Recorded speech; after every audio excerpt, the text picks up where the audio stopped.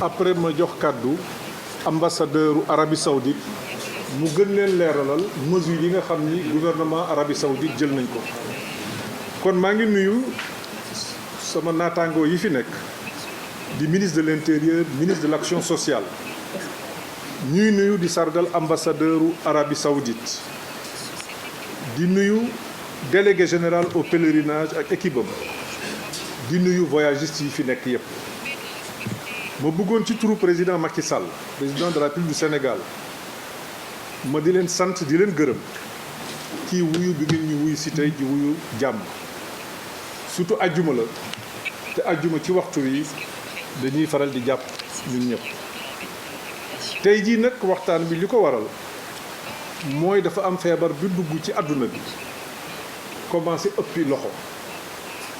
loolu la yàlla dogal ci jamono ji ñu toll. muy sunu wareef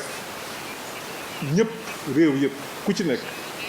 nga jël ay motukaay yoo xamante ni dina tax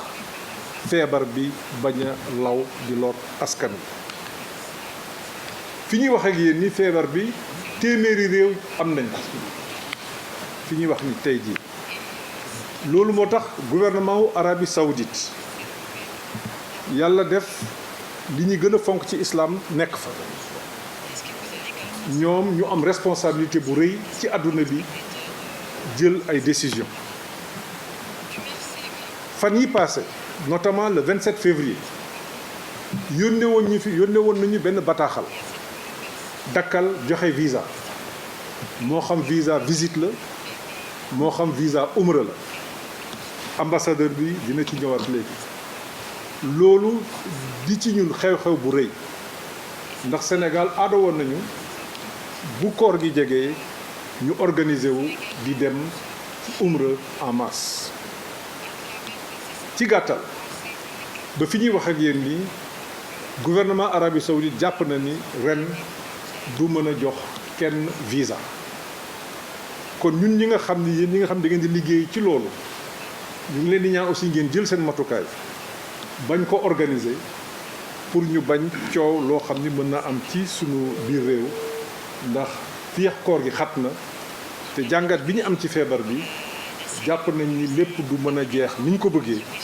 fii ak weer ba ñaari weer te dina fekk ñu dugg ci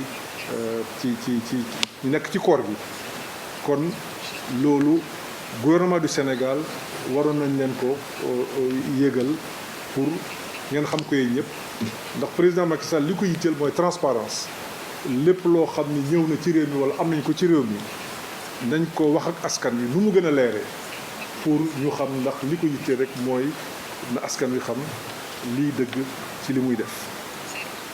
fan yi passé di fukki fan ak benn ci weer bi ñu nekk muy mois de mars bi ambassadeur Arabie Saoudite ñëwaat na fii ci ministère bi andil ñu fi beneen bataaxal bu jógee ci ministère bi toppatoo hajj ak umra ci seen réew. bataaxal bi ñu yónnee ko délégation au pèlerinage notifié ko gouvernement du Sénégal li nekk ci bataaxal bi mooy lépp loo xam ni engagement la ndax hajj bi organisation bu rëy la nañ ko arrêté fi mu nekk nii waxaguñ nag dara ci aj bi ndax danañ ko mën defal duñ ko mën a def mais li ñu wax moom mooy engagement boo xam ne dañ koy jël surtout rawatina ci engagement boo xam ni day jur ay dépenses ci wàllu xaalis nañ ko arrêté moo xam jël hôtel la moo xam louer ay transport la moo xam louer ay dëkkuwaay la loolu yëpp ambassade Arabie Saoudite dakkal na ko. kon nit ñun ci biir Sénégal en toute responsabilité jox nañu ndigal délégation générale au pèlerinage pour wax ko bu mu enrôler kenn bu mu jël kenn dinañu continuer nag di def seen organisation ni ko doon defee ci seen biir ñu ngi ñaan yàlla feebar bi dellu ginnaaw mais ba fi may wax ak yéen nii mooy amatuñu sañ-sañ enrôler kenn amatuñu sañ-sañ wala yóbbu kenn. ñuy ñaan aussi voyagistes yi ñu nekk dans la même logique bañ a jël alalu kenn bañ a organiser de manière pratique benn opération boo xam ni day dem ci pèlerinage bi xëy na fii ak ay weer benn weer ba ñaari weer ñu ngi ñaan yàlla yëf yi leer ba ñoom ñu teggi mesure bi bu ñu ko teggiwulee ñu jàpp ni kon ren dina jafe ñu def ko. ñu ngi leen di sant yéen ñëpp di leen gërëm président Macky Sall mi ngi nuyu bu baax di sargal buuru Màkka ak prince héritier bi mooy ki ko donn ki nekk foofu ak moom mi ngi leen di nuyu bu baax di masawu sénégalais yi nekk bitim réew yëpp di leen ñaan nañu topp charte yi réew yu doxal ndax bu àdduna tollee fii ku nekk fa nga nekk da ngay jéem a doxal la nga xam ni réew ma santaane na ko ambassadeur bi dina ci ñëwaat léegi wax Arabie Saoudite ñoom seen biir yan mesure la ñu jël ci seen biir loolu yëpp dina doon loo xam ne dinañu dimbali ñu xam ni feebar bi dafa toll foo xamante ni dafa war ñu toog waxtaan jéem a xool sunu doxalin nan lañ koy organiser.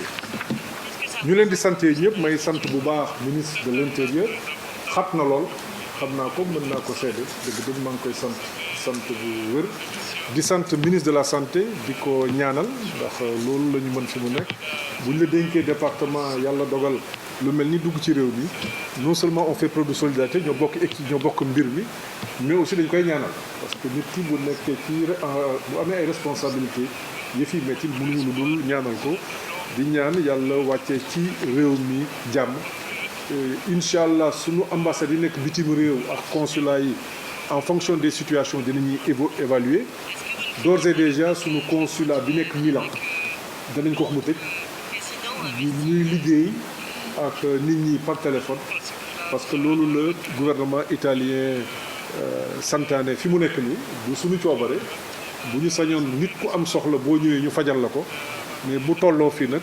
li gën moom mooy la nga xam ni réew yi santaane nañ ko ñu doxalee noonu ñu xool yeneen réew yi réew mu nekk situation ba la muy laaj incha allah dinañ ko def jëmale ko ci sunu ambassade yi ak sunu consulat yi di xamal aussi doomi Sénégal yi nekk bitim réew ñu ngi sant yàlla bu baax ba tey jii yàlla musal na ci en tout cas gisuñ ci réew yooyu ñoo xam ne dal na leen fa mënaguñ ci wax leneen lu dul loolu gisaguñ ko ñuy ñaan yàlla ñu mucc ci mais aussi am solidarité ci réew yi nga xam ni ñu ngi ci mettit ak naqar am na réew yoo xam ne daanaka fi mu nekk ni ëppul ñu ne réew yaa nga bëgg a yàqu pour mu ay réew yoo xam ne ñoo ñu ëpp doole foofu kon dañuy ñaan yàlla ñoom it yàlla saafara ko ak moom loolu la ñu mën a def fi mu nekk nii ma leen di sant di leen gërëm sans tarder dama bëggoon ñu jox ambassadeur Arabie Saoudite parce que réunion bu pragmatique la ñuy def bu gàtt parce que sama collègue